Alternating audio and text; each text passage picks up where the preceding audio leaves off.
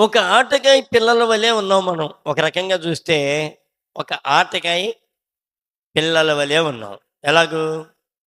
పిల్లలు కూడా ఆట ఆడుతూ లేచి ఆ!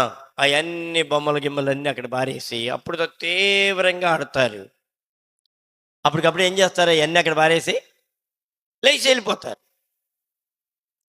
అలాగే మనము కూడా ప్రార్థన చేస్తున్నామే గానీ, దేవుని దృష్టి మన మీదున్నదనే గ్రహింపుని మనం కోల్పోయాం. చూడండి, మనం ప్రార్థన చేస్తూ ఉంటాం, కన్నీరుగా వచ్చి ప్రార్థన చేస్తూ ఉంటాం. ఎవరైనా వచ్చి అక్క, అక్క అని తలుపు కొట్టేందుకు ఏం చేస్తాం? ఓయ్! అని ఏం చేస్తాం? ఓయ్! అనుకుంటూ వెళ్ళిపోతాం.